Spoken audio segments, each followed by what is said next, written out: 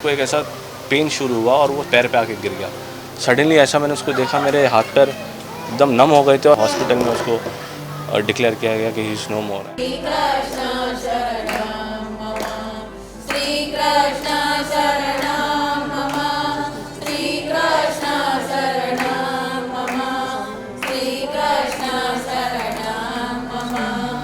सात 20 सुबह का वक्त था और मैं अपने यहाँ से यहाँ रहता था, तो हम सब एक ही बिल्डिंग में रहते थे। हम साथ में उतरे और उतर के हम बस साथ में जा ही रहे थे, तो वो मुझे दिख गया और मुझे दिख के वो मेरे पास भागा भागा आया और मेरे पास भागा भाग के आके बोला, भाई चलो यार टाइम आ गया अपना, चलो स्टार्ट करते हैं। मैं बोला, यार तू आज कैसे आ गया? क्योंकि यूजुअली दीपेश का सैटरडे को शूट रहता था।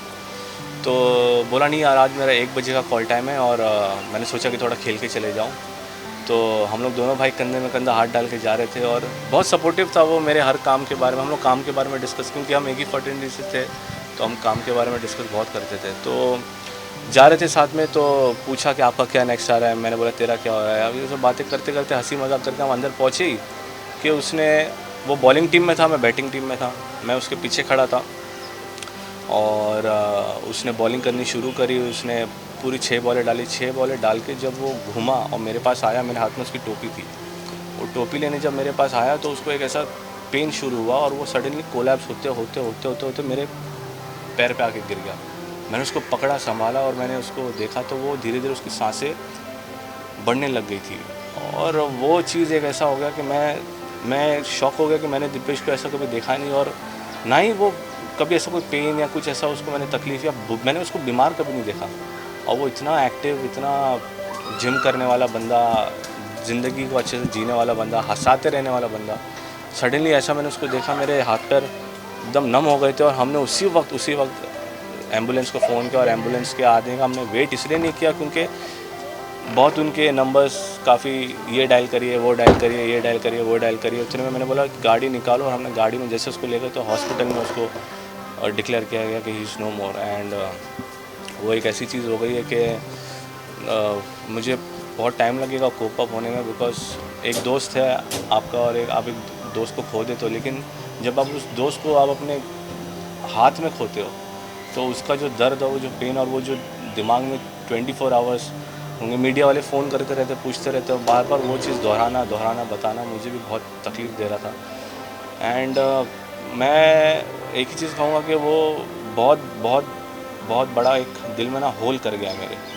एक होता है कि आप एक चीज़ को, मुझे पता है मुझे बहुत टाइम लगेगा क्योंकि उसका बच्चा है मीत, और मैं उसको गोद में, हम जब भी शाम में वो आता था वॉक करता था या सुबह 12 या 1 बजे जब उसकी शूट लेट होती थी, रात की शिफ्ट होती थी, तो बच्चे को गार्डन में लेके आता था।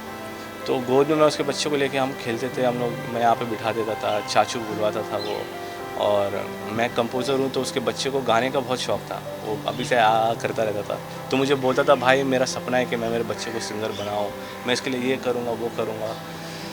सारी चीज़ें अभी बस रह गई है। और बट मैं ये कोशिश करूँगा कि मैं मीत के लिए कुछ कर पाऊँ अपनी लाइफ में, और मैं कर लूँगा तो मेरे दोस्त को मेरी एक प्रॉमिस कंप्लीट हो जाएगी। एंड तो दीपेश जहाँ भी है बस खुश रहे। एंड ये लॉस हम बहुत टाइम लगेगा कोप अप होने में। एंड मैं प्लीज़ कहूँगा कि आप जो लोग, कुछ लोग हैं जो रॉन्ग रूमर्स फैला रहे कि वो जिम कर रहा था, वो बाजू की बिल्डिंग के बच्चों के साथ जाके खेल रहा है, ये सब ना करिए, क्योंकि वो आपको जब पता नहीं तो आप प्लीज़ ना बोलिए। ऐसा कुछ नहीं था, वो पढ़ा लिखा आदमी था, उसको नॉलेज थी कि उसको अपनी बॉडी को कितना एग्जर्ट करना है। वो सुबह उठा, उसने आके और चुपचाप आके वो अपना खेलने आ रहा था हमारे साथ। कोई उसने जिम नहीं करी, कोई उसने वो पड़ोस की बिल्डिंगों में जाके उसने कोई उछल कूद नहीं किया। तो प्लीज़ ज़रा सेंसिटिव रहिए और ये सब चीज़ों का, ऐसा गलत चीज़ों को नहीं फैलाइए। Thank you.